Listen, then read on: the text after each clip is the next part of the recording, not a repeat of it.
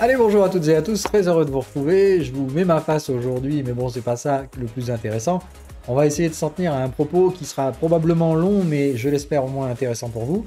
On va s'attaquer à la structure que pourrait avoir le Web3 et le modèle que j'ai choisi d'utiliser personnellement en vue d'avoir au moins un guide au mieux, puisqu'on va dire ici, il s'agit tout simplement d'avoir au mieux un modèle à suivre, qui est ce que n'importe quel modèle, c'est-à-dire au mieux un guide, au pire une pure vue de l'esprit. Donc il s'agit bien encore de comprendre que tout ce qu'on va dire aujourd'hui ne constitue absolument en rien un conseil en investissement et encore moins une stratégie de trading.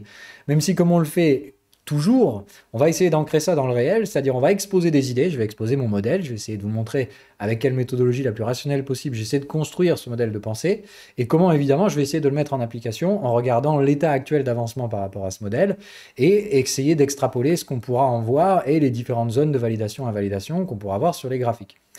Bon, sans spoiler, donc comme je dis, on parle de Web3, donc la liste est non exhaustive parce qu'il y a encore plein de candidats qui sont encore aujourd'hui à petite market cap, qui pourraient renverser et bouleverser le game, parce que bien évidemment, si tout était prévisible, ça se saurait.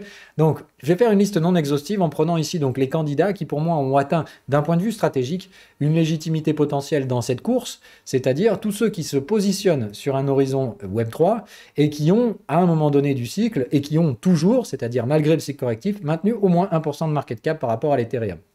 Bon, ça laisse 3 candidats. Alors, il y en a d'autres, mais bon, moi, c'est les 3 candidats que je connais, donc je peux parler parce qu'il y en a d'autres que je connais un peu moins. On va garder Cosmos, Avax et Polkadot. Donc on va essayer d'étudier leur structure, etc. et essayer de retrouver leur relevance par rapport aux différents modèles. Donc moi, vous connaissez mon exposition personnelle, donc il va de soi que le modèle colle pour l'instant plutôt avec cette vision-là, et c'est vrai qu'il est plus proche de l'écosystème Cosmos. Mais j'ai essayé de rationaliser ce modèle, c'est-à-dire comme d'hab, j'ai pas juste vu ce que je voulais voir, je suis allé regarder dans ce qui s'était déjà passé dans l'historique, comment différentes choses s'étaient constituées à l'époque, dans des domaines où, encore une fois, les contextes sont relativement similaires. On va dire que l'hypothèse de départ de cette recherche sur un modèle était basée sur le fait de dire, si on part donc de Web 3, ça veut dire qu'on part d'un Web 2. Ce Web 2, il partait donc d'un Web 1, et donc comment s'organiser tout ça? Et en fait, je me suis posé la question de savoir quel modèle avait pu être similaire dans le passé pour structurer quelque chose qui évidemment n'est pas pareil, sinon ce serait trop facile, mais a eu des mécaniques d'évolution comme ça significativement similaires. C'est de dire, la première erreur, c'est que j'ai vu beaucoup de gens donc structurer le Web 3 par rapport à la structuration du web, en regardant la bulle des dot-com, etc. Bon, je pense encore une fois c'est faux, puis ça c'était l'émergence du Web 1. Donc derrière, on a eu le Web 2 qui s'est structuré autour des géants aujourd'hui, des situations quasiment monopolistiques. Et comme on l'avait vu dans la vidéo précédente, ce dont on aurait besoin dans un Web 3, c'est d'une structure complètement décentralisée dans laquelle les différents acteurs réalisent différentes actions spécifiques. Mais surtout donc de comprendre que les nœuds de participation du réseau, les serveurs, le stockage de l'information doivent eux-mêmes être décentralisés, et donc c'est ce que prétend faire en partie les infrastructures Web3 qu'on voit aujourd'hui et dont on va discuter ici. C'est la volonté de ces réseaux tels que Polkadot, Avax et Atom que de fournir entre guillemets des protocoles et des infrastructures pour héberger donc la décentralisation de ce système d'information. Décentralisation donc du système de transfert de valeur, mais pas que. Quand on parle de Web3, encore une fois, beaucoup de gens font souvent cette parallèle de penser uniquement aux valeurs boursières, aux valeurs de transactions financières, transfert de valeur entre différentes personnes. Le Web3, tel qu'il est décrit par des personnes comme Vitalik Buterin, ça va bien au-delà de tout ça. On parle de transfert d'informations, de stockage d'informations, et pas forcément nécessairement d'une transaction financière. On parle de stocker de l'information sous les différentes formes qu'elle peut représenter, et je pense qu'aujourd'hui on ne connaît pas plus de la moitié, mais la transaction financière, le transfert de valeur d'une personne A à une personne B, n'est qu'un des multiples messages qui, à mon avis, seront stockés dans le Web3. Donc on parle vraiment d'une infrastructure beaucoup plus large que son utilité actuelle, qu'on voit par exemple dans la DeFi ou les applications à forte valeur ajoutée, ou en tout cas à forte extraction potentielle économique. Donc attention, le Web3 c'est quelque chose de beaucoup plus large, donc il va vraiment falloir élargir votre vision et pas partir du monde actuel. Encore une fois, si on veut vraiment scaler ça à l'échelle d'un Web3, on est encore aujourd'hui vraiment qu'à l'étape du bébé.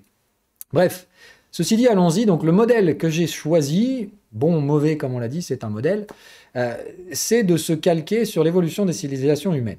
C'est-à-dire que pour ma part, on suit une évolution relativement similaire dans le sens où, tout comme on a eu Web 1, 2 et 3, les structures d'organisation sociale des humains, partant, on va dire, de la grotte et d'un tout petit groupe d'individus essayant donc d'assurer leurs besoins au moins primaires, c'est-à-dire déjà bouffer, boire et baiser, pour faire simple, On est passé sur des structures d'organisation plus avancées avec des techniques de mise en place de contrôle de l'environnement. C'est-à-dire quand on arrive à contrôler une partie de l'environnement, on met en place un système de culture qui permet donc d'utiliser le temps de vie et l'énergie de l'être humain à des utilités plus sophistiquées. C'est là qu'on a pu émerger donc les structures avancées de l'agriculture et les premières organisations sociales plus avancées. C'est entre guillemets de dire, entre une structure totalement désorganisée d'êtres humains qui colonisaient la planète sous forme de minuscules groupuscules sans aucune interaction, on est arrivé à des premières organisations de ces groupuscules qui se réunissaient sous forme de villages. C'était entre guillemets l'arrivée du Web 1. On a vu arriver derrière l'évolution de ce truc-là, c'est-à-dire que ces villages ont commencé à s'organiser autour de châteaux, des structures dominantes. C'est un petit peu l'équivalent Web 2. Et on va voir derrière, si on part sur une structure Web 3, eh ben, c'est de dire, après ces structures de villages qui se construisaient autour de pôles de richesse, derrière, donc de contrôle de la richesse, des châteaux, se sont construits des villes. C'est-à-dire, là, carrément, des organisations logiques qui, malgré le fait qu'elles aient été réparties partout sur le globe et sans forcément être capables de communiquer à premier lieu, ce qui est assez rigolo, c'est que quand on regarde l'histoire, malgré le fait que certaines civilisations n'aient pas communiqué, elles ont eu des structures d'organisation sociale de leur ville assez similaires. Et partant de ce constat, je me suis dit, attends, si du coup on a un modèle qui, parti d'un chaos total, s'est organisé dans une façon qui à opérer une forme de sélection naturelle, c'est qu'il y a quelque chose ici et que peut-être cette même sélection naturelle s'opérera également dans la sélection de l'écosystème qui dominera ce marché. Bien de comprendre que au niveau des villes, et donc là on va parler de la structure et de l'organisation des villes antiques, comment une forme de ville s'est imposée plus que les autres, mais comment, quoi qu'il arrive, trois types de villes correspondent à peu près d'ailleurs à ces modèles qu'on va voir, à Vax et aussi à DOT, ont existé à travers les âges, mais pas forcément nécessairement tout en même temps. Donc on va voir un petit peu tout ça, je ne spoil pas la conclusion, mais ça va être assez intéressant. Donc le modèle que j'utilise est un modèle de développement du passage de la ville antique autour du château à comment on a construit ces villes beaucoup plus complexes, certaines de ces villes étant fortifiées, etc. Mais surtout, voilà, on va voir le modèle récurrent qui a été construit pour organiser une activité économique autour d'un pôle de valeur, les châteaux de l'époque. Et comment on est donc passé de cette culture du village à la culture du château fort et comment le château fort a créé derrière les grandes villes. C'est cette étape de château fort à grande ville qu'on va étudier ici, puisque je pense que c'est un similaire de cette étape-là qui risque de structurer le réseau qui constituera notre Web 3 et qui structurera via différents modèles. On l'a vu, il n'y a pas un modèle qui va exister et les autres disparaître. On aura plusieurs modèles, mais tout comme la sélection naturelle s'est opérée à l'époque dans la structure des différentes villes, il y en a une qui va probablement émerger et largement dominer l'activité économique de ce potentiel Web 3. Voilà l'association qu'on fait ici. On va partir tout de suite donc sur la description de ce modèle, essayer de vous en faire comprendre les différents mécanismes, les différentes étapes hiérarchiques qui se sont mises en place dans le temps, comment elles se sont construites, voir un peu où on en serait aujourd'hui par rapport à ces différents écosystèmes qu'on a sélectionnés ici.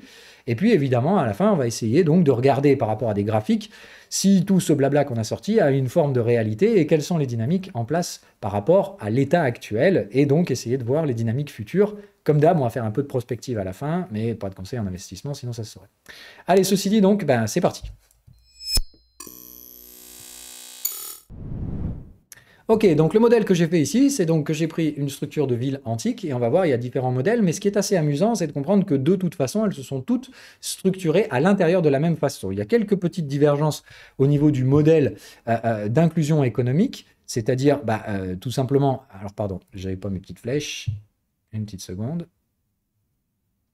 Voilà, donc c'est principalement au niveau des frontières du modèle économique qu'on va voir des disparités entre les modèles Polkadot et les modèles AVAX et Cosmos.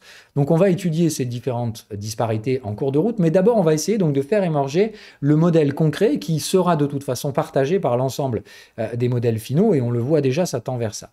Donc faisons l'état des lieux. D'abord le premier truc, c'est qu'on va dire, donc on part d'un état Web 1, totalement désorganisé, on a des humains qui survivent tant bien que mal, mais tendent à s'organiser sous forme de bribes de villages, c'est-à-dire de coordination de forces de production afin de survivre ensemble. Plus fort ensemble, mais chacun pour sa gueule, chacun son petit champ, et puis bon, voilà.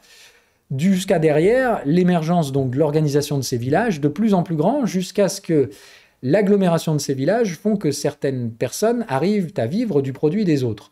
C'est là où on a vu à travers les âges, donc tout comme nous on a pu le voir dans ce Web 2, des gens qui se nourrissent de la demande de cette intercommunication et créent des situations quasi monopolistiques d'extraction de la valeur. Ça, c'est le Web 2 tel qu'on connaît aujourd'hui avec les géants, Amazon, Google, etc. Il y a donc très peu de gens qui arrivent à extraire une quantité astronomique de valeur de cet écosystème. Bon, là, évidemment, on produit des biens nourriciers. Là, quand on parle de Web, etc., on parle donc d'échange d'informations sous sa forme la plus primaire à la base, hein, accéder à un site Web. Jusqu'au Web 2, on échange clairement de la valeur sur ces réseaux-là et cette valeur se concentre très fortement. On le voit, et on l'a vu à l'époque également, dans ce même système de constitution des villes, puisque l'organisation grandissante de ces systèmes d'accumulation de personnes fait qu'on arrive à extraire du potentiel productif qui devient donc non plus alloué à la production de biens de première nécessité, mais à la production de biens plus complexes. On se met ici à commencer à faire de l'artisanat ou des trucs comme ça. En bref, on commence à extraire une classe légèrement différente qui n'a plus pour seul but de se nourrir, mais de produire des biens et des services plus complexes. Bon, à ce niveau-là, très rapidement, à travers les âges, on voit l'émergence d'une caste totalement différente, qui se différencie d'ailleurs par sa richesse supérieure, c'est-à-dire qu'elle accumule un certain type de richesse et très rapidement veut voir sa forme d'indépendance par rapport à ceux qui produisent simplement les biens de première nécessité.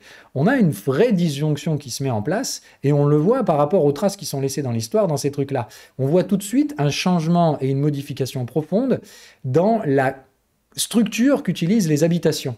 Et on voit que certaines personnes veulent très rapidement se différencier donc de la masse productive et très rapidement, en fait, ce modèle se radicalise jusqu'à atteindre des structures assez imposantes qu'on appelle carrément aujourd'hui donc des châteaux. C'est-à-dire qu'on a des habitations qui ont donc ce seul but de couvrir l'individu immensément plus complexes et solides que celles qui servent à fournir les biens de première nécessité. C'est l'apparition des premiers châteaux, des premières castes. Les gens qui habitent là-dedans vivent par la production de première nécessité de ces gens-là et commencent à proposer des services. Pour certains, la capacité de pouvoir venir dans le château quand il y a un problème. Par exemple, un ennemi vient attaquer, brûler les champs, vous pouvez rentrer dans ma demeure. Mais par contre, en revanche, il va falloir me nourrir les 365 jours de l'année au cas où ce risque puisse se manifester. On est bien donc sur la production d'un service non vivrier, basé sur la rémunération en biens de tous les jours pour nourrir ces gens-là. Une nouvelle activité économique se crée, la sécurité. Bon, il y a plein d'autres activités économiques qu'on a vues, mais c'est la principale qui va se démarquer.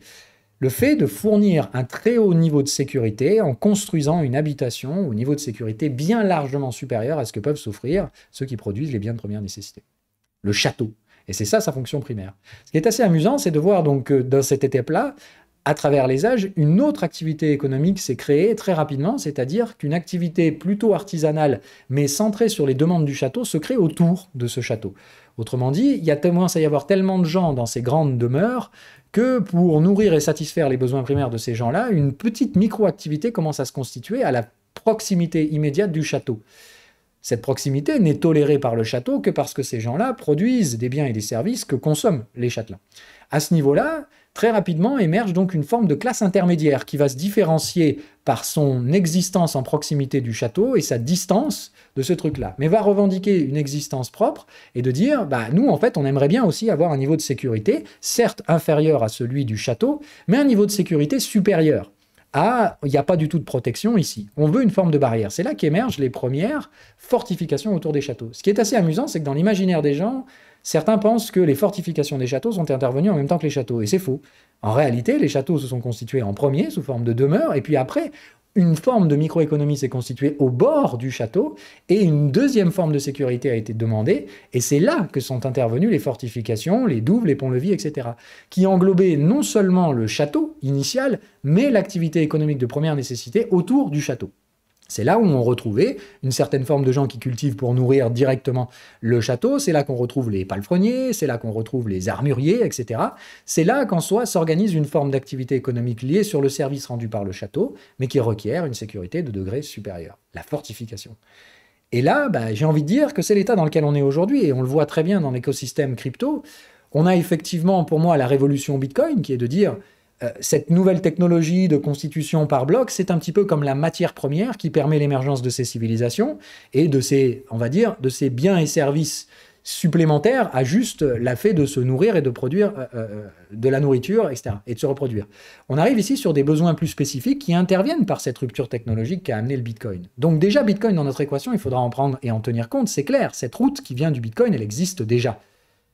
On a vu la constitution à partir de cet écosystème qui commence à extraire de la valeur de services à plus haut degré de captation de valeur, et c'est là que se constitue la programmabilité de la monnaie grâce à la blockchain, etc. On est sur du service financier, Ethereum, qui a constitué lui-même son propre microcosme, qui très rapidement a demandé lui-même son propre niveau de sécurité. Et ça, on voit tout de suite la parallèle entre la constitution d'Ethereum, le fait que très rapidement, cet écosystème a vu son goulot d'étranglement, c'est-à-dire que beaucoup de gens ont voulu rentrer dans le château, donc il a fallu construire en soi un écosystème autour du château. Très rapidement, cet écosystème a demandé d'hériter de la sécurité du château qui a construit une muraille autour. On voit les similitudes assez frappantes. C'est l'état actuel dans lequel on est. Le dernier cycle économique qu'on a constitué, c'est celui qui s'est vu d'ores et déjà à travers les âges, c'est-à-dire au-delà de ces châteaux, certaines villes se sont arrêtées à ce niveau-là, c'est-à-dire qu'on a simplement des champs, un château et éventuellement parfois une mini-ville fortifiée, c'est-à-dire une mini-activité économique à proximité immédiate du château qui obtient sa propre fortification. Beaucoup d'étapes de maturité des villes se sont arrêtées là. Donc déjà, il s'agit de dire, ce qu'on a aujourd'hui avec ce modèle Bitcoin Ethereum et de l'activité économique en forte proximité, le L2, c'est l'état actuel des choses et on pourrait très bien s'arrêter là. Beaucoup de villes se sont arrêtées à cette étape-là de progression. Ce qu'on voit, c'est que par contre, dans la structure des civilisations humaines, on est allé plus loin. L'activité économique a commencé à se créer à proximité du château, créant des activités économiques, là encore, de plus en plus complexes. Et en fait, ce qu'on voit, c'est qu'à travers les âges, les villes ont émergé dans un autre mode qui n'est pas non plus construit donc sous forme de château et de proximité immédiate du château avec des remparts, mais des villes fortifiées, ou carrément même certaines villes pas fortifiées, mais des villes dont la structure est clairement visible. C'est-à-dire qu'il y a une activité économique structurée et non pas chaotique qui se constitue au-delà, encore une fois, de l'activité nourricière. C'est assez intéressant de voir ça, et c'est cette structure de ville qu'on va étudier, puisque c'est ce modèle-là que moi j'étudie pour utiliser un modèle à vue de forecaster à quoi pourraient ressembler les différentes blockchains qui pourraient proposer donc cette troisième évolution des villes. Avant de voir évidemment la quatrième, qui est carrément là, comment la ville a mis en place derrière de l'interopérabilité. Bon, on va y aller. Donc, si on est de cet état de fait aujourd'hui, une route Bitcoin qui amène des matières premières, de la valeur, d'accord, d'autres écosystèmes qui communiquent, donc ça va créer des portes par rapport à notre modèle, et l'existence aujourd'hui non remise en question pour ma part, c'est une assumption, du modèle économique supérieur d'Ethereum, qui extrait beaucoup de valeur au-delà des productions nourricières et qui tente normalement donc de produire un modèle de sécurité de première proximité d'abord, mais qui sécurise aussi aujourd'hui pour l'instant le champ. Et donc l'émergence de cet autre modèle à la sécurité de manière différente, qui s'organise non pas n'importe comment, et c'est l'organisation de ce système, et principalement la méthode temporelle qui a été utilisée pour constituer ce truc-là. Grosso merdo, comment ces villes antiques se sont construites, parce que c'est ça qui va nous intéresser, et comment elles finissent de toute façon par se structurer, pour voir un petit peu les similitudes qu'on va voir avec les écosystèmes existants, Cosmos, Avax et Polkadot. Allons-y donc, comment se sont construites ces étapes dans lesquelles des villes structurées se sont émergées? L'état final de la ville, c'est que ce qu'on constitue et ce qu'on voit à chaque fois dans toutes les villes, c'est un ensemble d'activités qui sont régulièrement constituées sous la même forme. C'est-à-dire que dans toutes les villes antiques avancées, qui sont constituées autour souvent d'un château, on voit que la plupart de ces villes ont un château, justement. C'est-à-dire qu'elles se sont construites par rapport à un pôle de valeur. C'est la première des choses. Donc là, déjà, quand je vois des gens dire « Polkadot n'a pas besoin d'Ethereum ni Avax », je pense que c'est faux. C'est de dire on a aujourd'hui un étalon de valeur fortement connu, on a déjà des châteaux basés sur les modèles Ethereum, et il me semble que les villes ont plutôt intérêt à se construire autour de ces fortifications. C'est une diversification de l'activité économique qui crée ces villes. On a très peu de probabilité de voir ces villes hors de la constitution historique d'un château qui a été construit avant la ville. C'est ça qui est important de comprendre. Donc on n'apporte pas le château après, le château était là avant. On a d'abord eu le château, puis la fortification, et on se construit en extension de cette fortification. Donc on se construit en fait sur une symbiose, et non pas sur une compétition. C'est la première des choses qui m'intéresse, moi, dans cet écosystème. Il ne faut pas chercher la compétition avec Ethereum, mais bien chercher la symbiose. Qu'est-ce que va apporter le château? La sécurité. Que va apporter la ville? La diversification des activités économiques, profitant à la fois du niveau de sécurité et de l'aspect nourricier des champs à côté. D'accord? Il nous faut toujours de la matière première. On ne peut pas exister non plus sans Bitcoin. C'est hyper important de comprendre ça. Ok. Bon, bah là, déjà, on a beaucoup d'éléments qui commencent à tendre vers le... Oui, effectivement, ça concorde avec notre modèle actuel des blockchains. Ok. Bon, maintenant, donc, ce qui est important, c'est comment on est passé de ça tout seul à tout ça. Dans quel ordre ça s'est construit? Ce qui est assez rigolo, c'est que la première des choses qui constitue l'ordre organisé, entre guillemets, de ces villes, c'est la désorganisation. C'est de comprendre qu'en soi, rien n'a jamais été écrit, et toutes ces villes ont et sont parties de modèles purement et simplement chaotiques. C'est l'organisation d'activités économiques de production, donc on va ici voir sous forme de craftsmen, qui se constitue en fait de façon complètement aléatoire sous forme de quartier. C'est-à-dire qu'en fait, le quartier n'existe pas et n'a pas été planifié dans ces villes, il est construit par le chaos et il s'auto-régule et s'auto-organise. La première des choses qu'on voit tout de suite, c'est la proximité immédiate. C'est-à-dire que dans la constitution historique de ces villes, en général, ces villes se sont construites à proximité du château. C'est-à-dire hors du rempart, mais à proximité d'eux. Bon, c'est tout à fait logique, on le comprend, puisqu'en cas d'attaque, ces gens-là pouvaient se réfugier à l'intérieur des remparts. Mais donc, la première chose, c'est la proximité du modèle économique. Donc, quand je vous dis, il ne faut pas se construire en opposition à Ethereum, il faut se construire le plus près possible. Ok, les premières interactions qu'on voit sont totalement désorganisées, c'est-à-dire que ça se constitue plutôt sous forme de bidonville, sans organisation logique. Et commence à émerger une forme de structure. C'est ça qui est assez rigolo, c'est-à-dire que les flux... Donc là, on parle de biens et de services, d'accord? À l'époque, on produisait des biens et des services. Ben, c'est le flux géolocalisé de ces trucs-là qui a auto-organisé la structure sous forme de rues et boulevards. C'est-à-dire qu'on a une forme de constitution en fractal dans laquelle des points de passage constituent et vont naturellement structurer ces formes de bidonvilles en ville et en petit à petit boulevard. C'est-à-dire qu'en soi, quand vous vouliez arriver dans cette ville, vous pouviez vous installer n'importe où, mais mécaniquement, vous aviez tendance à vous installer à proximité des autres, mais vous ne vous installiez pas dans la rue. Parce que si vous installez dans la rue, bah, qu'est-ce qui se passe? Vous bouchez le passage, donc vous faites chier tout le monde. Bref, mécaniquement parlant, en soi, des axes de passage, de communication, se construisent de façon naturelle et organisent de façon naturelle ce qui était pour autant une installation chaotique préliminaire.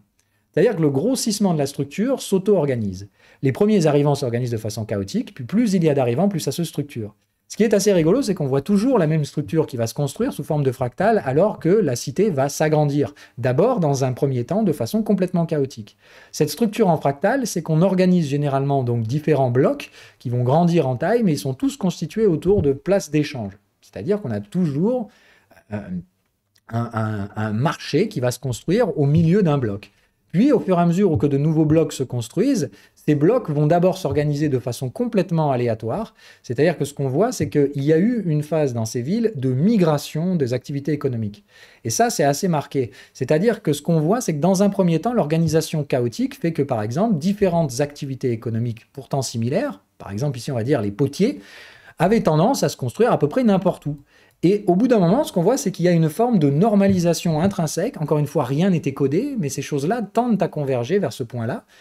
Regroupement des activités économiques. C'est-à-dire que la ville va commencer à se structurer naturellement de par sa propre taille, et le regroupement des activités économiques va commencer à se mettre en place. C'est-à-dire que dans un premier temps, le chaos se structure sous forme d'axes de communication, et dans un second temps, ces axes de communication commencent à former des quartiers qui vont, à un moment donné du développement, se regrouper sous forme d'activités économiques. Et ça, c'est assez impressionnant, puisqu'il y a un certain seuil de taille critique dans laquelle cette organisation se fait naturellement. À un moment donné, la ville ne peut faire autrement que de se structurer par quartier avec des secteurs d'activité spécifiques. C'est ce qu'on voit aujourd'hui d'ailleurs toujours dans nos villes, mais à l'époque des villes médiévales, c'était déjà le cas.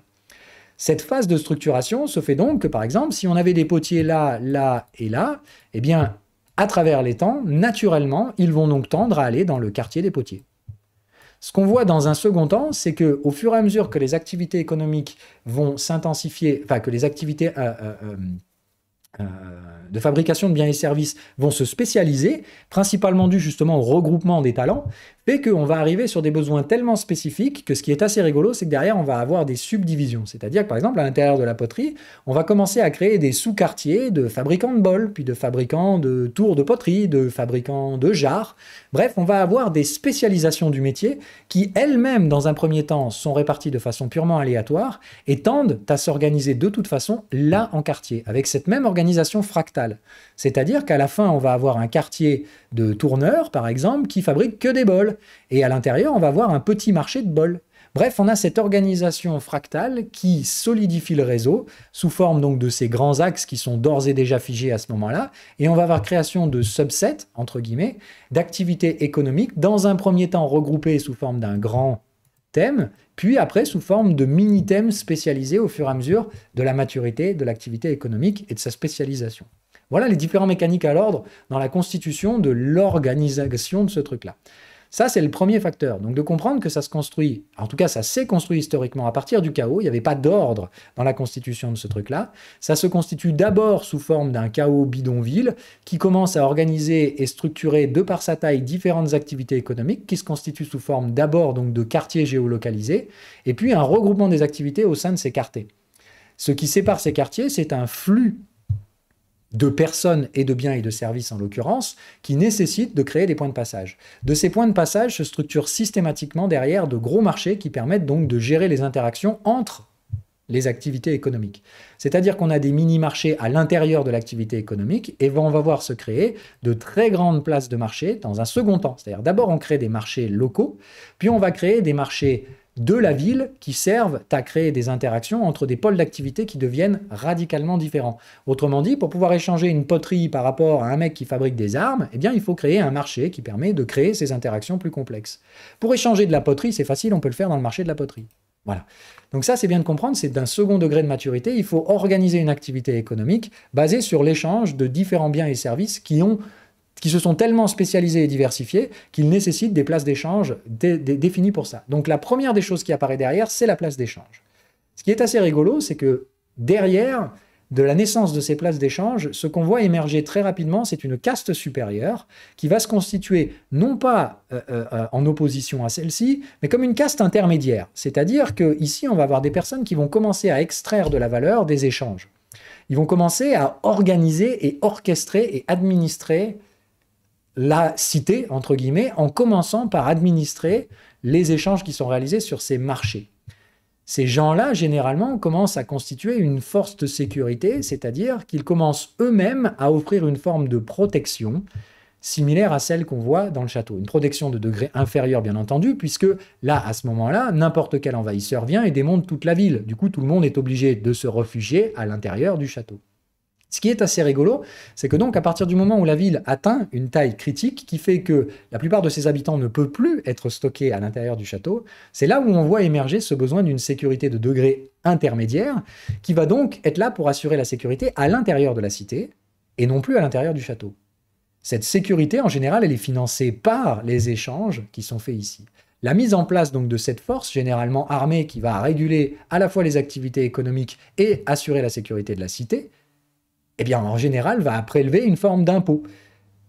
En plus de l'impôt qui est prélevé pour la sécurité offerte par le château. En général, ici, on va avoir organisation d'une caste supérieure qui est en but de l'organisation et de l'administration de la cité, de la fois donc par ses échanges et par la sécurité de degré local mais inférieur qu'elle va offrir dans la cité. Et ça, c'est assez important de comprendre que toutes les cités qui atteignent une taille critique passent par ça. C'est-à-dire qu'à partir du moment où le peuple qui produit une activité économique non nourricière ne peut plus être logé dans l'espace restreint du château, une forme naturelle de sécurité intermédiaire émerge.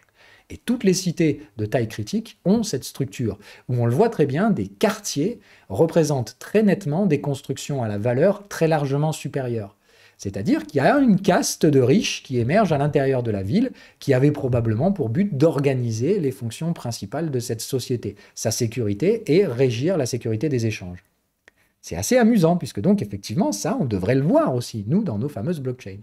Ce modèle de sécurité qui intervient en parallèle de celui de l'Ethereum, avec un niveau de sécurité théoriquement inférieur à ce dernier.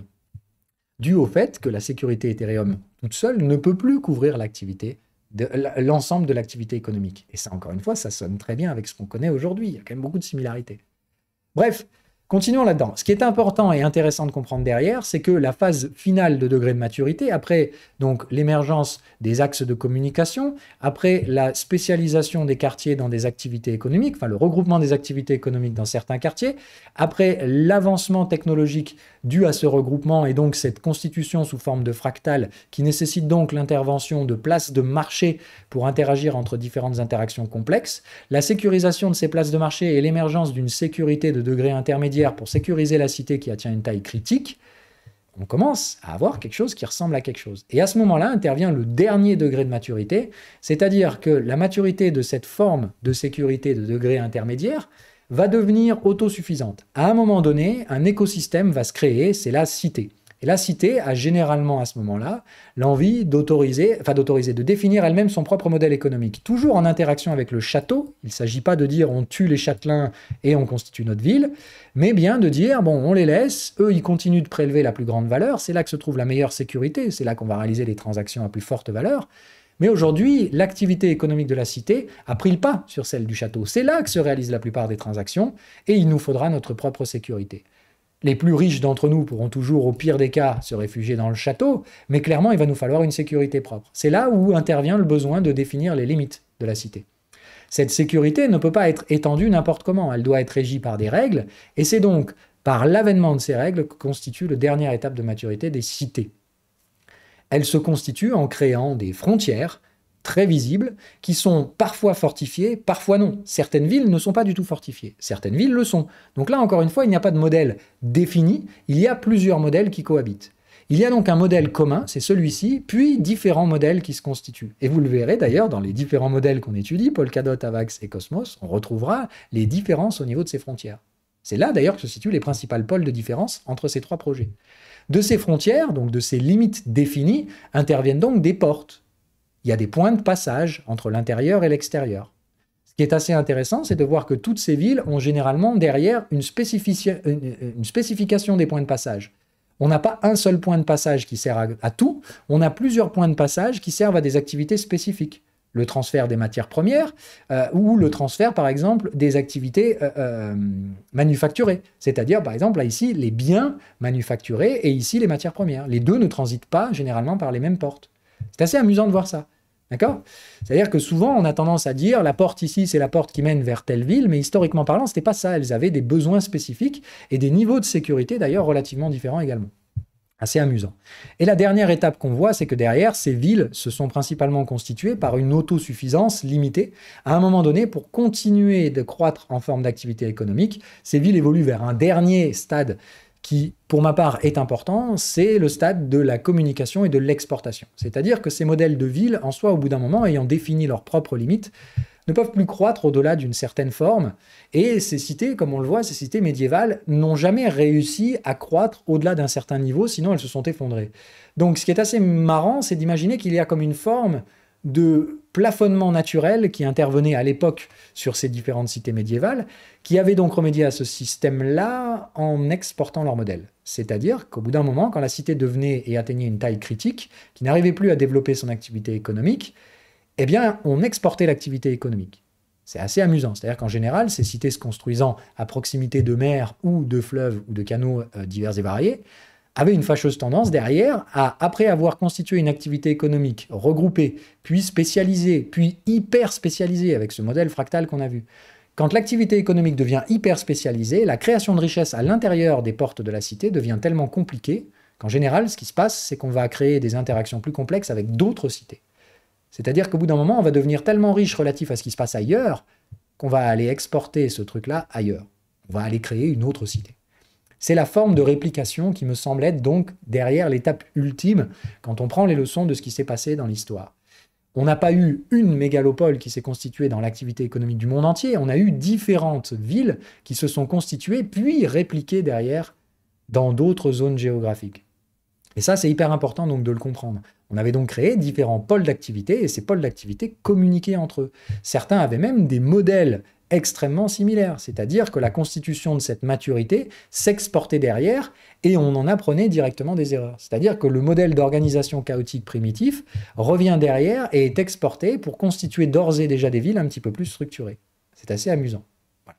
Bon, donc bref, maintenant qu'on a fait l'état des lieux et qu'on a donc vu les différentes activités économiques, il s'agit de comprendre qu'après ce dernier état d'intercommunication avec différentes villes, c'est là qu'intervient l'activité marchande extérieure, c'est-à-dire qu'on voit émerger ici une dernière classe qui arrive en dernier, ce sont les marchands extérieurs, ceux qui accumulent les richesses de cette production locale et qui vont donc gérer l'import-export via différents mécanismes, c'est-à-dire l'intercommunication entre différents écosystèmes extérieurs pour créer de l'échange de richesses. Ici, pour moi, l'équivalent blockchain, ce serait l'équivalent donc du lending borrowing, l'accumulation de pools, qui permettent donc derrière d'échanger différentes richesses extérieures. Et donc, voilà. C'est pour moi la forme ultime de ce truc-là. Ce qui est important, c'est qu'on n'a pas parlé non plus d'un truc assez spécifique, qui est qu'on retrouve dans l'ensemble des cités médiévales une chose récurrente, c'est un bidonville. C'est-à-dire que l'émergence d'une caste supérieure vient souvent par l'émergence et le délaissement d'un quartier spécifique qui est considéré clairement comme un bidonville, et on voit très nettement le niveau de vie extrêmement médiocre et très largement sous la moyenne de ce quartier-là. Donc ça, c'est aussi quelque chose à noter, parce que dans nos blockchains, ça nous donne déjà une idée. Il est normal en soi de voir des vrais scams utiliser la sécurité de la cité. Pourtant, en faisant partie de la sécurité de la cité, ça reste de la merde. C'est assez intéressant. Voilà. Et donc, de voir, maintenant qu'on a le modèle, maintenant qu'on a compris les étapes de maturité de ce modèle, c'est de regarder si ça colle au modèle qu'on vient de spécifier et surtout où est-ce qu'on en serait dans ces modèles-là. Donc, on va commencer par ce qui est, pour ma part, le modèle le plus avancé dans ce modèle-là, le modèle Cosmos. C'est de dire, par rapport à ce qu'on vient de voir là, les étapes de maturité de la ville, où est-ce qu'on en est sur Cosmos ? Bon, clairement, sur Cosmos, l'organisation des applications spécifiques, on en a déjà fait. On a déjà plusieurs applications spécifiques qui sont développées, qui développent différentes activités économiques, certaines plus ou moins proches de l'Ethereum. Voilà. On a déjà constitué les axes de communication, c'est vraiment le modèle IBC, et on a déjà défini un modèle de sécurité partagée qui régit les bornes de la cité par sa sécurité. Ça, c'est le modèle à venir, puisque donc pour l'instant, le modèle de sécurité partagée Atom n'est pas encore là. Donc pour l'instant, en l'état actuel de Cosmos, comment on pourrait définir cette frontière ?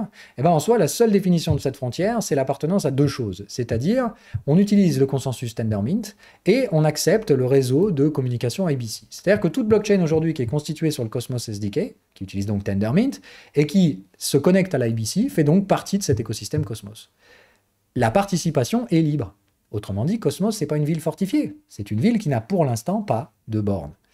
Elle va en avoir prochainement par l'émergence donc de la sécurité partagée d'Atom qui, à mon sens, est légitime étant donné la maturité actuelle de l'écosystème Cosmos qui, à mon avis, atteint la taille critique dans laquelle, sans constitution d'une sécurité partagée, c'est pas du tout avec la sécurité de l'Ethereum qu'on pourra s'en sortir. Donc je pense, encore une fois, qu'il faut constituer clairement une sécurité partagée de l'Atom et voilà où on en est aujourd'hui. Ce qui est assez amusant, c'est qu'on a déjà les bribes, d'accord, et des différents éléments qui seront absolument nécessaires une fois la sécurité partagée constituée. C'est-à-dire que cet écosystème Cosmos, il va falloir en assurer les frontières. Frontières qui ne sont donc pas des murs, puisqu'on peut participer au modèle économique sans nécessairement demander la sécurité, à condition, dans ce cas-là, donc d'assurer sa propre sécurité en amenant sa propre armée. On pourra donc louer l'armée de l'Atom, ou évidemment constituer sa propre sécurité sur Ethereum, c'est possible, mais sinon on apporte sa propre armée. C'est donc bien de comprendre ce modèle-là. Une fois que les bornes sont définies, les bornes du modèle, donc ni plus ni moins que Tendermint, donc utiliser un modèle de consensus globalisé, spécifique, mais on a un modèle commun, Tendermint. On synchronise et on communique à l'intérieur de ce modèle via l'IBC. Tout ça, il n'y a pas de souci. Ce qui est donc important, c'est de dire derrière, il y a une activité qui est d'ores et déjà en train de se déployer chez Cosmos, et ça travaille fort en ce moment.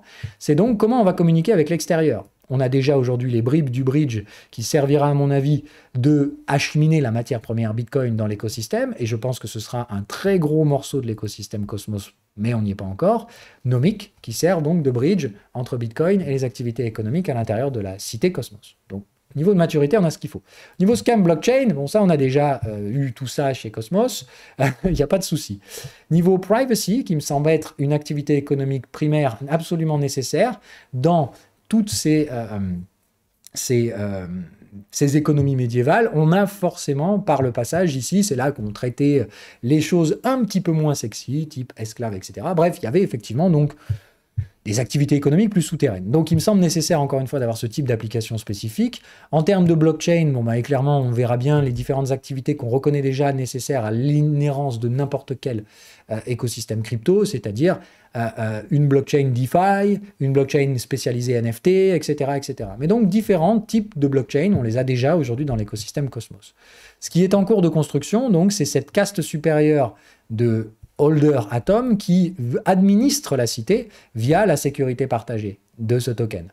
Donc là, c'est la constitution qu'on va avoir actuellement. On a déjà, comme on l'a dit, l'étape des DEX, c'est-à-dire que ces deux DEX ici vont normalement amener effectivement de façon relativement logique par rapport à la hiérarchie de la construction de ces cités historiques, l'émergence maintenant donc de cette délégation Atom. On a besoin, en fait, dans le modèle Cosmos, de cette sécurité partagée pour définir donc un modèle de sécurité dans l'écosystème, qui reste cependant ouvert, non inclusif. Il n'y a pas de frontières claires. Il y a juste une police qui va circuler plus ou moins régulièrement dans différentes parties de l'écosystème. Et chaque partie de l'écosystème peut également assurer sa propre sécurité avec sa propre police, tant qu'évidemment cette police respecte les règles de l'IBC, comme on l'a bien compris. Donc, tout est fragmenté dans l'écosystème Cosmos. C'est à la fois sa force et sa faiblesse, c'est-à-dire que l'IBC importe une fragmentation et un modèle donc de jonction, c'est-à-dire que tout est fragmenté et l'IBC rejoint ces différents écosystèmes. À mon avis, la sécurité partagée, ça va être la glue qui rendra de façon très visible la brillance de cet écosystème. Pour moi, il manque un modèle économique conjoint à l'intérieur de l'écosystème Cosmos, et tout a toujours été défini pour étant autour de l'atome. Maintenant, on va voir si effectivement cette évolution primaire des cités primitives, des cités médiévales, va se répliquer comme elle devrait naturellement le faire dans l'écosystème crypto et via les différentes similitudes qu'on a pu remarquer. Bref, donc l'état de maturité de l'écosystème Cosmos, tout est à peu près prêt, mais il n'y a plus qu'à maturer tout ça. On a déjà les frontières du modèle économique, pour l'instant uniquement basé sur l'adoption d'un modèle de consensus et d'un modèle d'interopérabilité, libre d'apporter sa propre sécurité, mais très rapidement, l'augmentation des TVL et des activités économiques de ce truc-là fait qu'il va falloir très rapidement se poser la question donc, des modèles de sécurité de cette activité économique qui ne peut plus simplement aujourd'hui hériter de la protection à distance que peut offrir le réseau Ethereum. Voilà, donc pour moi, ce qui est important de comprendre, c'est que donc Cosmos, en l'ère d'aujourd'hui, bénéficie effectivement de l'activité et de la sécurité d'Ethereum sous une forme indirecte. Et c'est là où, pour ma part, l'Ethereum devrait assurer dans un premier temps une forme de sécurité en termes de collatéral à l'intérieur de l'écosystème crypto, mais que très rapidement, cette sécurité de l'Ethereum s'avérera être insuffisante. Et il est donc d'ores et déjà temps de penser à la constitution de cette caste qui va administrer la sécurité de la future cité. Donc bref, chez Atom, à mon avis, on suit clairement ce modèle-là. La constitution bazardée, c'est vraiment dans l'écosystème et dans l'essence d'Atom, de construire du bas vers le haut, sans aucune organisation forcée, si ce n'est celle des réseaux d'intercommunication et d'une vision commune du consensus qui permet, encore une fois, ces modèles de communication. Voilà où on en est. Maintenant, donc, chez côté AVAX, parce qu'on l'a dit, il ne faut absolument pas rester renfermé, côté AVAX, on a un modèle légèrement différent, puisqu'on a donc déjà cette structuration sous forme d'application spécifique de blockchain, sous ce réseau donc de subnets. Les premiers subnets sont en train de se déployer aujourd'hui sur l'écosystème AVAX. Donc, en termes de maturité, on est dans la phase où AVAX commence à structurer ses premiers quartiers. On n'a pas encore de modèle d'intercommunication au sein de AVAX, donc on ne sait pas encore nécessairement quelles sont les règles qui régiront la communication à l'intérieur des différents écosystèmes qui le sous-composent. On a déjà la composition des marchés, c'est-à-dire qu'en soi, avant même d'avoir conditionné la circulation, on a déjà conditionné les places d'échange chez AVAX, puisqu'on a constitué une blockchain qui sert déjà de DEX, c'est-à-dire on a déjà sur la C-chain, si ma mémoire est bonne, une blockchain intégralement dédiée au transfert de valeur entre les différents subnets, ce marché étant donc d'ores et déjà sécurisé par une police qui est constituée par les holders AVAX. Les délégateurs AVAX donc sécurisent la C-chain. Ce qui est assez amusant, c'est que le modèle économique AVAX inclut d'ores et déjà la constitution de fortifications par rapport au modèle qu'on a vu sur Cosmos, dû au fait que toute personne qui tente d'apporter un modèle de sécurité dans ces différents subnets doit impérativement participer à la sécurité globale de la cité. Donc la première chose qu'on voit tout de suite, c'est qu'Avax, c'est pas du tout le même modèle que Cosmos, qui est un modèle donc qui se construit sur la demande. Cosmos grandir au fur et à mesure de la demande, et derrière, il va assurer différents services complexes, comme on l'a vu, la sécurité partagée étant le prochain qui arrive de façon légitime. Et puis derrière, on verra normalement l'activité de lending borrowing se développer en même temps que d'autres cités devraient se construire. Côté Avax, c'est pas ça. On n'aura probablement qu'une seule cité puisque le modèle n'est pas construit pour se répliquer, il est construit pour s'agrandir. Donc, d'un son côté, Avax, c'est plutôt une ville qui est conçue pour une scalabilité théoriquement infinie, mais comme on l'a vu, les modèles économiques historiques se sont tous confrontés à un moment donné à un plafond de verre. Donc j'ai l'impression que Avax n'est pas du tout illimité comme c'est prétendu, mais aura probablement sa propre forme de limitation. Mais ce qui est avantageux pour Avax, c'est qu'il offre une forme de sécurité beaucoup plus robuste, à mon avis, par cette forme et cette obligation de participation du consensus au niveau du global. C'est-à-dire que pour sécuriser, pour avoir votre propre milice, vous devez absolument envoyer une partie de votre personnel pour sécuriser l'ensemble de la ville. Donc je pense encore une fois que l'écosystème Avax pourra probablement grandir même au-delà, à mon avis, de la taille critique que ne pourra proposer les blockchains Cosmos. Puisque Cosmos, qu'on a bien compris, c'est qu'à partir d'une certaine taille critique, eh bien, il va falloir construire des remparts, là aussi, mais ce qui est assez dingue, c'est que dans la constitution de l'écosystème Cosmos, si on a trop de valeur qui devient extrait par ceci, comme la technologie est réplicable à l'infini, eh bien, très probablement, Cosmos a été constitué dès le début pour que si on organise une première ville autour d'atomes, eh bien, on soit très rapidement, dès que l'atome extrait trop de valeur par rapport à la richesse fine qui est créée, eh bien, viendra un moment donné où, naturellement, tout comme l'ont fait les villes antiques, ces savoirs vont s'exporter pour créer de nouvelles villes à la nouvelle activité économique, elle-même intégrant normalement probablement d'autres modèles de sécurité non plus basés sur l'atome. Donc il y a toujours eu cette vision qu'Atom était probablement une blockchain qui kickstartait quelque chose, qui lançait un premier modèle de constitution de ville, qui va probablement s'exporter derrière. Ça colle beaucoup avec l'histoire. Côté Avax, c'est plutôt, on a trouvé un modèle qui fonctionne très bien et venez faire partie de notre modèle. Ça sent plutôt la constitution d'une capitale. Moi j'ai l'impression que le modèle Avax est un modèle qui est régi de par son essence à la base, qui est fait pour grandir et à mon avis accueillir une très forte activité économique, mais qui n'est pas fait pour se répliquer. J'ai l'impression que Avax, c'est la capitale, mais que, encore une fois, au sein d'un pays, l'activité économique passe par la capitale, mais la plus grande partie des transactions est réalisée ailleurs, dans les autres villes. D'accord ? Si on parle, encore une fois, ici, de nombre de transactions, quand on parle de Web3, on ne parle pas forcément de transactions financières, rappelez-vous ce qu'on avait dit tout à l'heure. Hyper important. La plupart des transactions et des interactions humaines sont réalisées dans le tissu économique, pas dans la capitale. La capitale, c'est là où peut-être certaines transactions de plus grande valeur se réagissent, mais comme on l'a vu, de toute façon, c'est une histoire de château. Il me semble difficile d'imaginer que Avax se constituera sans Ethereum dans une première étape. Puisqu'il me semble d'abord qu'il va falloir faire la preuve de concept que cette ville fonctionne. Et la construire sans la sécurité de papa, ça me paraît un petit peu compliqué. Mais voilà la différence du modèle économique Avax. Le modèle économique Avax est un modèle entièrement inclusif qui ne nécessite pas forcément la formation d'un château pour assurer la sécurité primaire dans la phase de développement. Avax est un modèle qui s'inscrit déjà comme on sait où on va, venez chez nous et ça fonctionnera bien. C'est un modèle que je comprends encore une fois, mais qui nécessitera d'avoir une forme d'adoption. Sa structure me paraît extrêmement intelligente et effectivement, les développeurs d'Avax ont jusque-là fait preuve d'une très grande intelligence. J'attends avec impatience de voir leurs méthodes de communication qui viendront concurrencer l'IBC de chez Cosmos. Mais dans tout cas, l'avantage d'Avax, c'est la définition formelle de ce modèle économique borné, avec donc les avantages et les inconvénients que ça pourra constituer, mais voilà la différenciation du modèle économique Avax. À l'intérieur d'Avax, on retrouve bien évidemment les places de marché, comme on l'a vu, la caste supérieure, qui régira la sécurité à l'intérieur de ce truc-là et qui organise la répartition de cette sécurité, puisque comme on l'a vu, derrière, on est sur un modèle composable à la demande.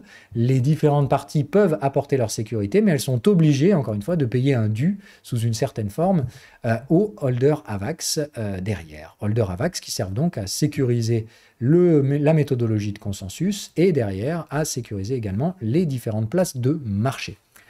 Voilà, assez intéressant encore une fois pour moi ce modèle.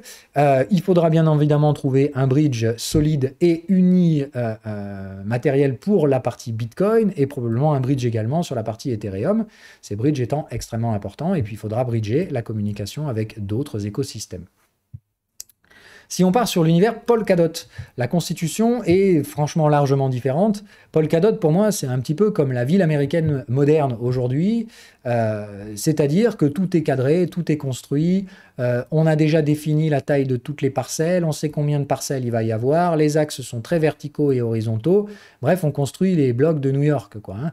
C'est de dire, méthodologie Polkadot actuelle, c'est 100 parachains avec différents types de parachains, donc il y a déjà différentes classes, on a un council qui permet de voter la gouvernance du modèle, etc. Bref, ça me fait vraiment penser à la ville moderne façon États-Unis. C'est un peu comme si on avait squeezé toutes les étapes de maturité de l'évolution de ces situations historiques pour dire, bon, ben, tout de suite, direct, on avait trouvé.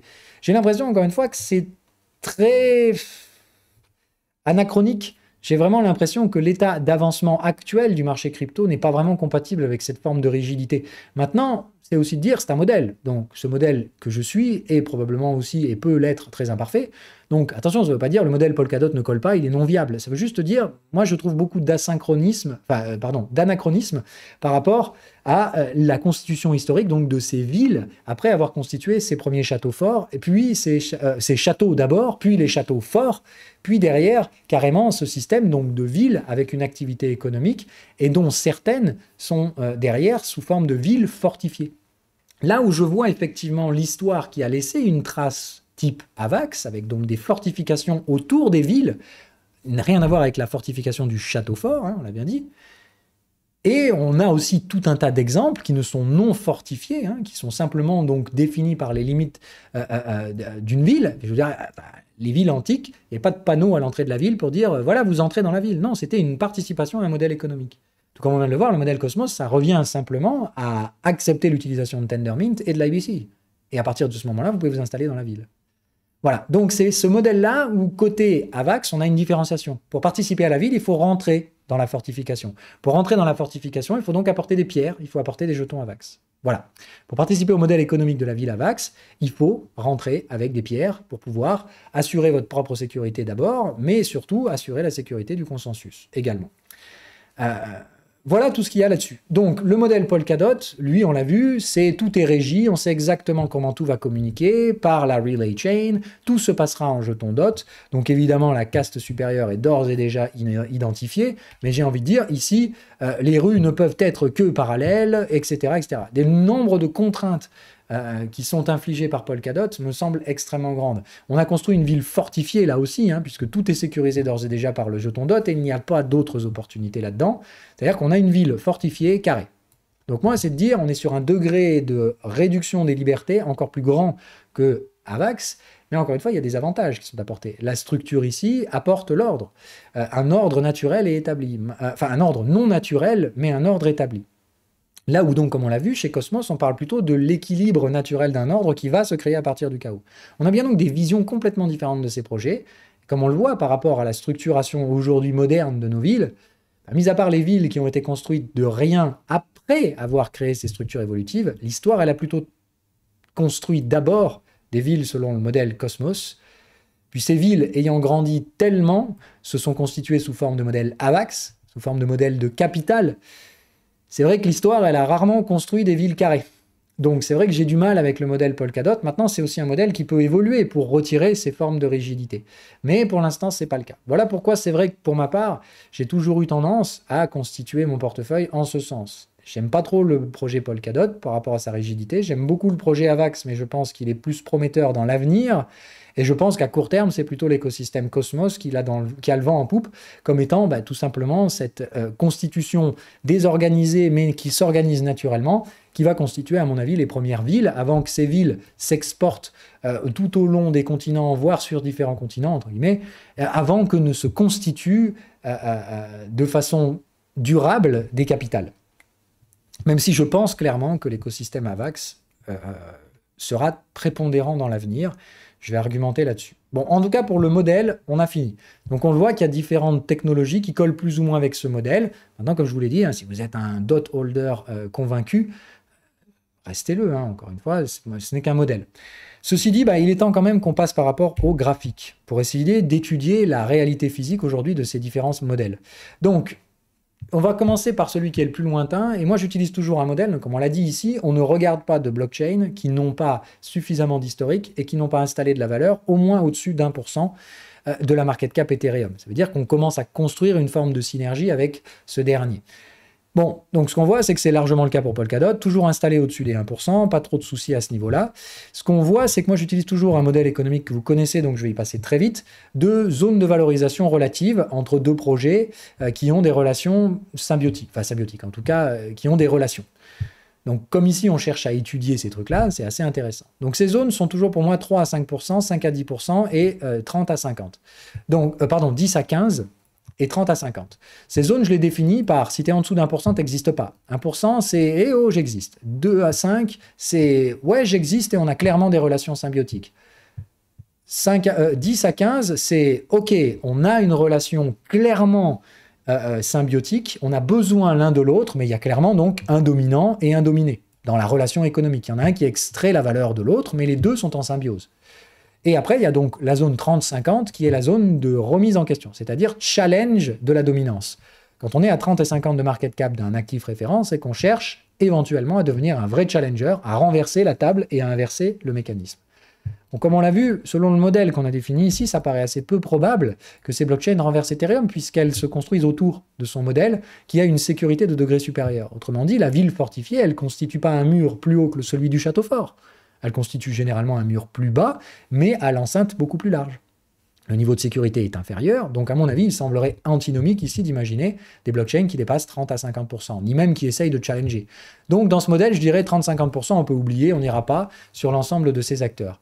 Donc pour moi, la zone se bat entre donc proche de 1%, c'est j'existe, mais clairement, je ne sers pas à grand-chose, 2 à 5, 3 à 5, pardon, donc là c'est vraiment j'existe et j'ai une légitimité, mais je suis très largement inférieur. Et là c'est clairement j'existe et je suis le dominant des différentes solutions. Raison pour laquelle j'ai tendance à imaginer que ces trois modèles concurrentiels, Polkadot, Avax et Cosmos, ont de très fortes chances de terminer chacun sur une de ces zones. J'ai l'impression qu'il y en a un qui terminera à 1%, un qui sera et qui se maintiendra entre 2 et 5, et qui essaiera de s'en extirper de temps en temps, mais avec très peu de probabilité de réussir à renverser le game. Et un qui s'installera, à mon avis, durablement dans la zone 10 et 15, avec parfois donc quelques étapes de doute, etc. Mais qui, à mon avis, tendront à se stabiliser vers ça. Bon, on rentrera après dans la prospective là-dessus, mais donc d'un point de vue Polkadot, si on étudie l'historique, c'est-à-dire où est-ce qu'on en est aujourd'hui et d'où on vient, aujourd'hui Polkadot, ça revient dans l'étape de, ok, clairement, il y a une forme de similitude et de symbiose, mais on revient sur la zone de base. Je pense que de toute façon, ces trois projets vont tendre vers cette zone de 3 à 5% avant de tendre vers leur zone différenciée. Donc j'ai plutôt dire, Polkadot est aujourd'hui à sa place, à mon avis. D'où on vient? On vient de la zone 10-15, c'est-à-dire que s'il y en a un qui a réussi à tenter en tout cas de construire une relation symbiotique d'échange économique avec l'Ethereum, c'est bien Polkadot. On le verra sur les autres, c'est le seul à l'avoir fait, à avoir atteint cette zone 10-15. Donc pour l'instant, Polkadot a l'antériorité d'avoir au moins déjà testé cette zone de valeur. Maintenant, le principal problème, c'est que depuis, ça a rejeté. On a quand même tenu la zone 3.5 dans un premier temps, mais pour venir rejeter la zone 10 et maintenant, aujourd'hui, s'installer. Pour moi, la dynamique est baissière et c'est pas franchement bon signe. Ça ne veut pas dire que la vapeur ne peut pas se renverser, ça veut surtout dire que pour l'instant, elle ne se renverse pas et que tant que ce n'est pas le cas, je pense que Polkadot est à sa place. C'est-à-dire, il est pour moi correctement valorisé par rapport à Ethereum et je ne vois pas de marge de manœuvre à se mettre en place pour l'instant, si ce n'est un avantage compétitif. Il faut clairement que DOT apporte quelque chose que les autres ne peuvent apporter et il faut que la demande se constitue là-dessus. Pour l'instant, je dirais donc que DOT attaque la guerre avec un biais plutôt négatif. Il y a des avantages, puisque ces zones de prix ont déjà été travaillées, donc y retourner sera plus facile s'il y a de la demande. Principal problème, c'est que pour l'instant, on attaque plutôt avec un biais baissier. Dans l'autre part de ces écosystèmes, on va étudier la dynamique de Avax, où là, la dynamique est vachement plus haussière, c'est plus sympa.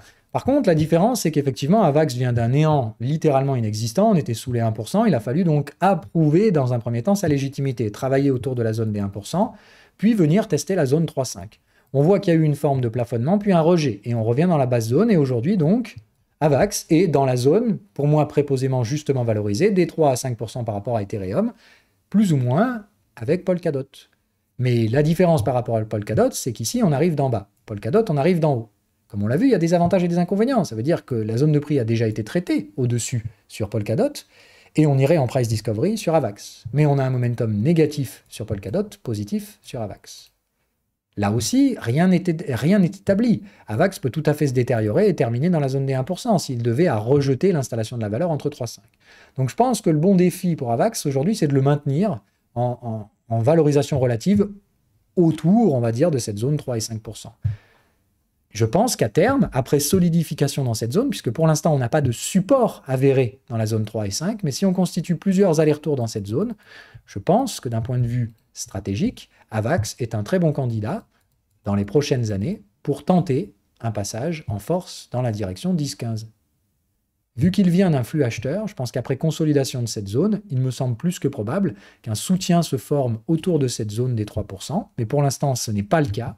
Mais si cette zone est bien maintenue et qu'on a à terme un franchissement de résistance, il me semble qu'AVAX a la possibilité de venir s'installer dans la zone 10-15.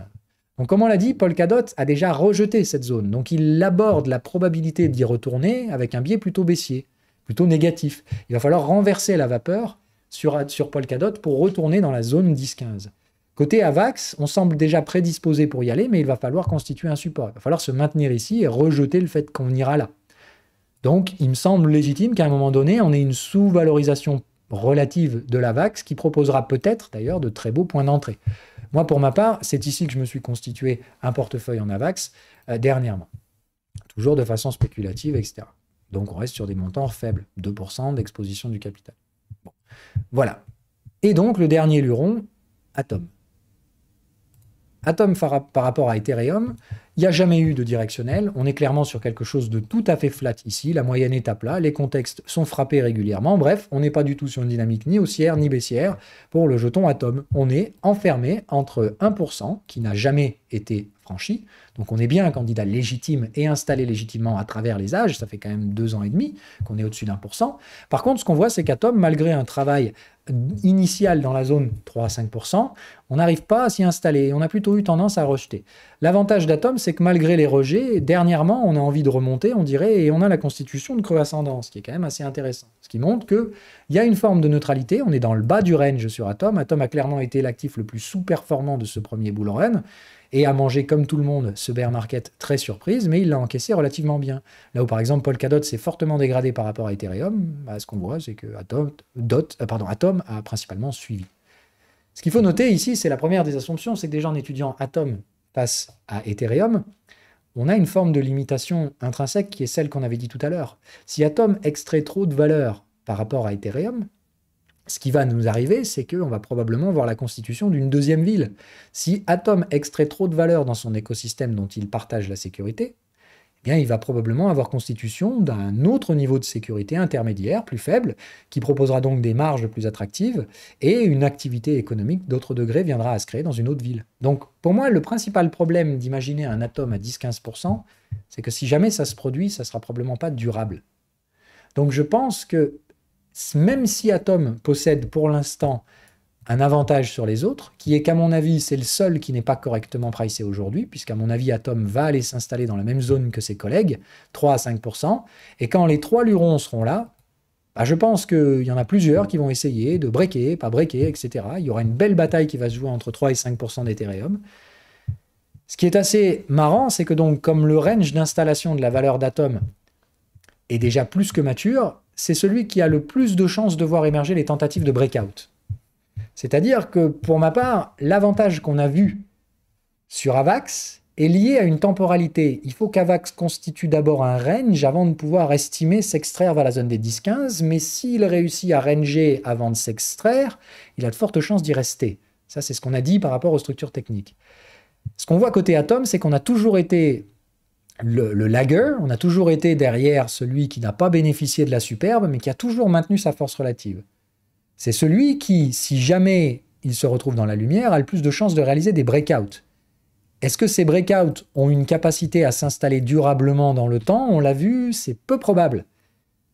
Mais la capacité de sortir de range qui valorise cet actif depuis 2 ans et demi, ça, on l'a dit, c'est plus que probable, surtout si la sécurité partagée d'Atom sert de première ville témoin avant la constitution d'autres villes. Donc une ville à grand succès d'abord, avant d'exporter son savoir et de diluer sa valeur.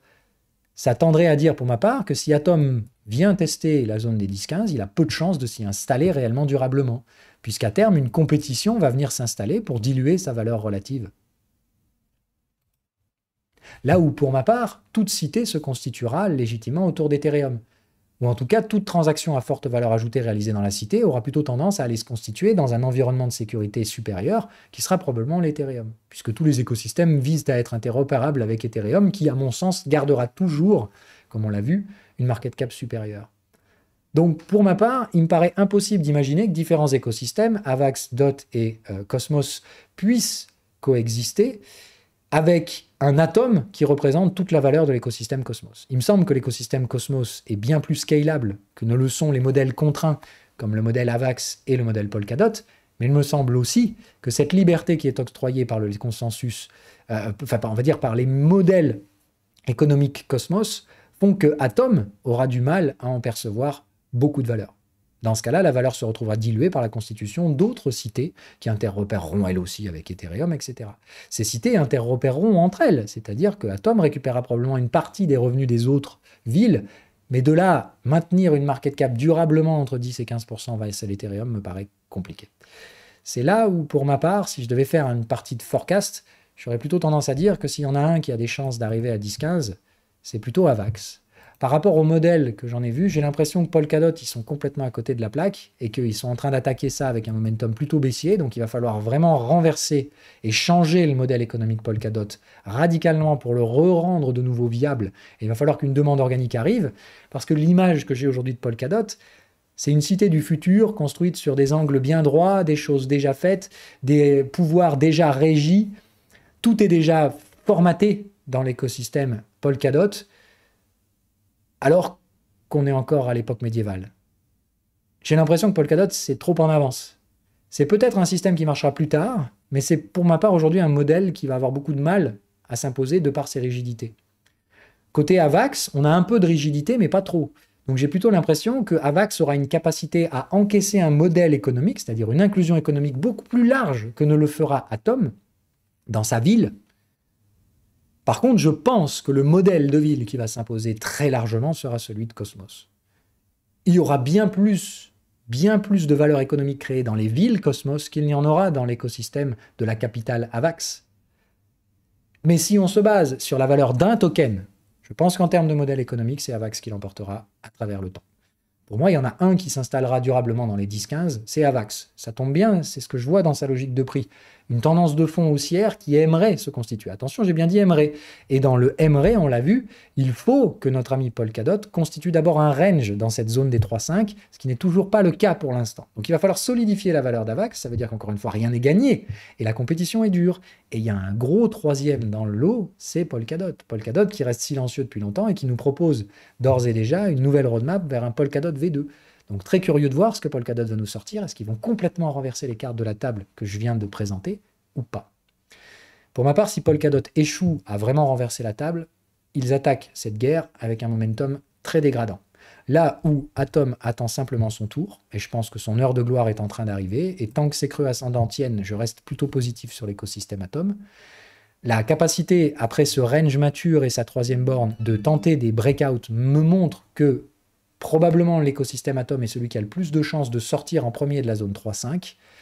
Je ne suis pas certain que c'est celui qui arrivera à le faire durablement. Pour ça, mon favori resterait plutôt AVAX. La question étant donc, est-ce qu'AVAX va le faire tout seul sans qu'Atom ait jamais eu la chance d'essayer? Est-ce qu'Atom va essayer avant, puis céder sa place à travers les âges à AVAX? Voilà toutes les choses qui, pour moi, semblent rationnelles par rapport à donc ce modèle que je suis personnellement. Qui est ce qu'il est? Bref, on en a maintenant fait le tour, il est temps de passer à la conclusion. Ok, donc si je résume l'essentiel, c'est de dire, il faut retenir que pour moi, l'essentiel de ces écosystèmes ne peuvent pas se construire en autarcie. Ils vont se construire par rapport au modèle Ethereum. Donc, ça me paraît compliqué déjà, ces rhétoriques qui avaient rejeté Ethereum à l'époque. C'est ce que je critiquais ouvertement dans l'écosystème AVAX à l'époque. J'aimerais bien que l'écosystème AVAX arrête de vouloir la jouer en autarcie, comme quoi on est la capitale, on peut tout faire. Je pense que le bipartisan et on va dire les interactions plus symbiotiques avec l'écosystème Ethereum me sembleraient beaucoup plus saines en termes de relations dans l'écosystème crypto. Ethereum, c'est le château, c'est l'éléphant dans la pièce. Il ne s'agit pas de construire un autre monde. Il s'agit, à mon avis, de construire sur la base qui a été apportée par Ethereum, plus qu'autre chose. Dans ce modèle-là, je trouve que le modèle Cosmos est plus intelligent et plus proche de ce que l'histoire a construit. Les villes se sont initialement construites autour des châteaux. Et puis après, effectivement, d'autres super méga structures et méga villes se sont construites. Mais dans l'histoire, on voit que les villes fortifiées, ce n'est pas le premier modèle qui s'est imposé. C'est d'abord des modèles non fortifiés qui se sont constitués autour de modèles de sécurité selon la taille. Ce qu'on voit, c'est que les villes n'ont pas nécessairement besoin de sécurité avant d'atteindre une taille critique, où la sécurité ne peut plus être assurée par le château. Donc il y a, à mon avis, ce turning point dans lequel on est aujourd'hui, où l'écosystème Cosmos ne peut plus simplement hériter de grand-papa Ethereum dans lequel on va pour réaliser ces grosses transactions. Et surtout, à mon avis, il faut qu'on constitue ce modèle de sécurité partagée pour assurer la croissance future de cet écosystème. Définir des modalités économiques d'inclusion dans, aujourd'hui, ce modèle qui n'est simplement régi que par l'appartenance à un modèle de consensus et l'utilisation d'un protocole d'interopérabilité. De son côté, Avax a déjà défini les frontières de son modèle. Il lui reste à construire le modèle d'interopérabilité. Il nous faut les règles des routes. C'est à venir, mais encore une fois, ça traîne chez Avax. Chez Avax, on a déjà des subnets qui commencent à se construire, mais c'est encore très balbutiant. Donc là encore, il y a beaucoup de choses à prouver chez Avalanche. Mais il y a ce momentum positif sur l'arbitrage par rapport à Ethereum qui me plaît énormément et m'a toujours plu. La vision du projet Avax, pour moi, est une vision qui, à moyen terme, peut inclure un modèle économique beaucoup plus large que ne pourront l'inclure les villes Cosmos. L'avantage de Cosmos, c'est juste qu'à partir du moment où une ville sature, elle peut se répliquer à l'infini en créant d'autres villes. Et c'est ça que j'ai toujours aimé dans le modèle Cosmos, qui me laisse à penser que la plus grande partie de la valeur économique du Web3 se créera probablement sous modèle Cosmos, et donc sous une appartenance à un modèle Tendermint IBC. Maintenant, encore une fois, ça peut tout à fait se construire initialement sous forme de preuve de concept autour d'un modèle de sécurité Atom. À mon avis, à terme, ce modèle est voué à plafonner et à créer l'émergence de différents modèles, donc d'autres îlots de Tendermint plus IBC, qui n'auront évidemment aucun problème à communiquer entre eux, via des canaux IBC, comme on l'avait vu ici. On pourra avoir l'imagination d'un canal ou d'une mer qui facilite les échanges entre ces différentes villes qui utilisent des méthodologies, donc un langage qui est le même. C'est très facile de communiquer avec une autre ville si on parle la même langue. Voilà. Et donc de l'autre côté, on a ce modèle Polkadot, pour moi complètement hors modèle, qui ressemble plus à une ville moderne, très structurée, tout est déjà préprogrammé, prépensé, etc. On a tout pensé, et puis au final, pour l'instant, il n'y a personne dans cette ville, donc ça me fait surtout penser à une ville chinoise fantôme dans laquelle on a construit des hôtels 5 étoiles. Et le problème, c'est que pour l'instant, on a construit plein de logements sociaux, mais il n'y a personne qui vient dedans. Donc, j'ai plutôt envie de dire, c'est un problème d'adoption qui se met en place pour l'instant aujourd'hui chez l'écosystème Polkadot. Ça peut tout à fait changer si pour une raison X ou Y, on réduit certaines des rigidités ici. Mais j'ai souvent eu tendance à dire que l'histoire, elle a suivi un schéma, elle a suivi un chemin, et c'est souvent ça qui m'intéresse. Les constitutions historiques de ces modèles-là. C'est pour ça que j'ai choisi ce modèle ici, qui est ce qu'il est. C'est pas parce que ce modèle favorise le modèle Atom, c'est simplement, encore une fois, je vous l'ai dit, je pense même qu'à terme, la market cap d'Avax sera supérieure à la market cap d'Atom. Je pense par contre que la technologie Cosmos s'imposera bien plus largement que les autres, du fait de ce que j'appelle souvent en anglais le path of least resistance. C'est là que se propose le moins de résistance. Si vous voulez participer au modèle économique Cosmos, on ne vous demande pas d'ouvrir le portefeuille.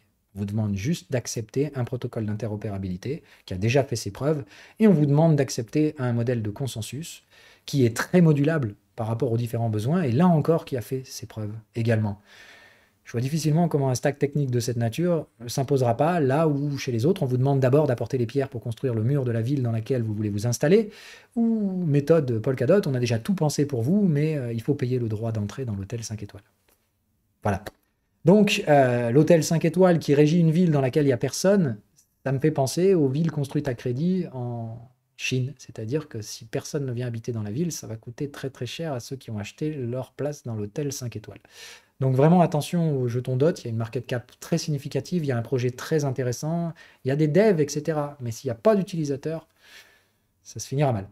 Donc il y a vraiment beaucoup de risques pour ma part sur Polkadot. Mais il y a aussi beaucoup de belles choses qui pourraient arriver. Donc je pense que s'il y en a un qui peut renverser la table, c'est peut-être Polkadot. Parce que pour l'instant, la mécanique en place me semble plus favorable à Atom à court terme et Avax à moyen terme. Mais il ne faut pas oublier le challenger Polkadot. Sinon, il n'aurait pas la market cap qu'il a. Donc ça veut dire qu'il n'est pas mort encore. Mais attention, le temps passe et le temps pour l'instant tire les prix vers le bas par rapport à Ethereum en ce qui concerne Polkadot. Donc attention, pour moi, c'est pas le plus favorable pour l'instant, mais c'est le challenger. Allez, sur ce, je vous souhaite à toutes et à tous une agréable journée. J'espère que vous aurez appris des trucs. Ciao, ciao!